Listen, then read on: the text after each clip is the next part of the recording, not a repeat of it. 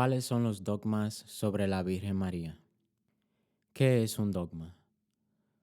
Un dogma es una verdad que pertenece al campo de la fe o de la moral, que ha sido revelada por Dios, transmitida desde los apóstoles, ya a través de la Escritura, ya de la tradición y propuesta por la Iglesia para su aceptación por parte de los fieles.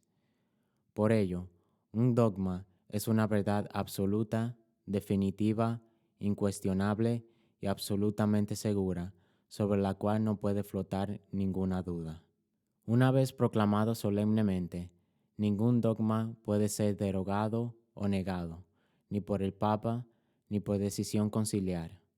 Por eso, los dogmas constituyen la base inalterable de toda la doctrina católica, y cualquier católico está obligado a adherir, aceptar y creer en los dogmas de una manera irrevocable. Primer dogma mariano: la Inmaculada Concepción. El dogma de la Inmaculada Concepción establece que María fue concebida sin mancha de pecado original.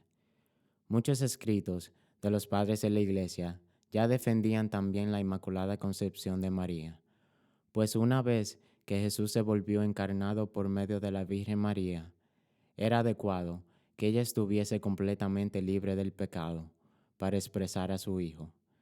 El dogma fue proclamado por el Papa Pío IX el 8 de diciembre del 1854.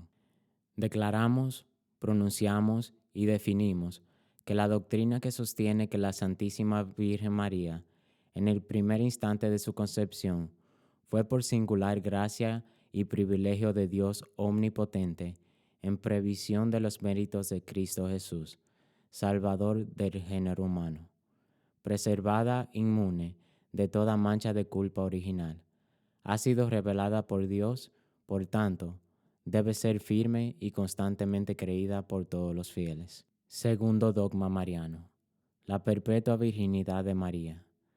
La perpetua virginidad de María enseña que María es virgen antes, durante y después del parto.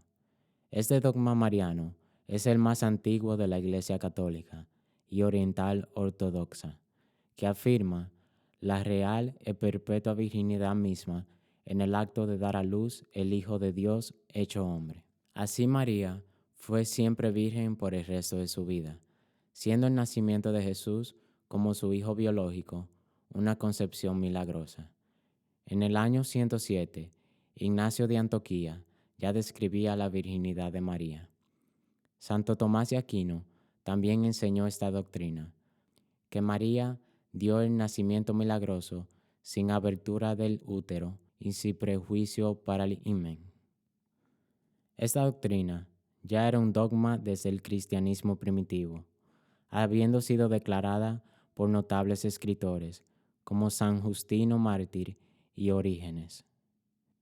Ella es la Virgen, que concebirá y dará a luz un hijo, cuyo nombre será Emmanuel. Isaías 7:14. La profundización de la fe en la maternidad virginal ha llevado a la Iglesia a confesar la virginidad real y perpetua de María, incluso en el parto del Hijo de Dios hecho hombre. En efecto, el nacimiento de Cristo, lejos de disminuir, consagró la integridad virginal de su madre. La liturgia de la Iglesia celebra a María como la siempre Virgen. Catecismo de la Iglesia Católica, numeral 499. Tercer dogma mariano: María, Madre de Dios. Se refiere a que la Virgen María es verdadera Madre de Dios. Fue solemnemente definido por el Concilio de Éfeso en el año 431. Tiempos después, fue proclamado por otros concilios universales, el de Calcedonia y los de Constantinopla. En el Concilio de Éfeso del año 431, siendo Papa, San Clementino I definió: si alguno no confesare que el Emmanuel es verdaderamente Dios y que por tanto la Santísima Virgen es Madre de Dios, porque parió según la carne al Verbo de Dios hecho carne, sea anatema. El Concilio Vaticano II hace referencia del dogma así. Desde los tiempos más antiguos, la bienaventurada Virgen es honrada con el título de Madre de Dios, a cuyo amparo los fieles acuden con sus súplicas en todos sus peligros y necesidades. Cuarto dogma mariano: la Asunción de María. El dogma de la Asunción se refiere a que la Madre de Dios, luego de su vida terrena, fue elevada en cuerpo y alma a la gloria celestial. Este dogma fue proclamado por el Papa Pío XII el 1 de noviembre del año 1950 en la Constitución Munificentissimus Deus. Después de elevar a Dios muchas y reiteradas preces y de invocar la luz del Espíritu de la verdad, para gloria de Dios omnipotente, que otorgó a la Virgen María su peculiar benevolencia para honor de su Hijo, Rey inmortal de los siglos y vencedor del pecado y de la muerte, para aumentar la gloria de la misma augusta Madre y para gozo y alegría de toda la Iglesia, con la autoridad de nuestro Señor Jesucristo, de los bienaventurados apóstoles Pedro y Pablo, y con la nuestra, pronunciamos, declaramos y definimos, sed dogma divinamente revelado, que la Inmaculada Madre de Dios y siempre Virgen, terminando el curso de su vida terrenal, fue asunta en cuerpo y alma a la gloria del cielo.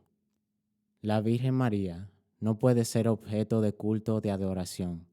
La adoración solo corresponde a Dios, pero sí se honra a la Virgen de una manera especial, a la que la Iglesia llama hiperdulia, que es una veneración mayor a la que se le da a los santos del cielo.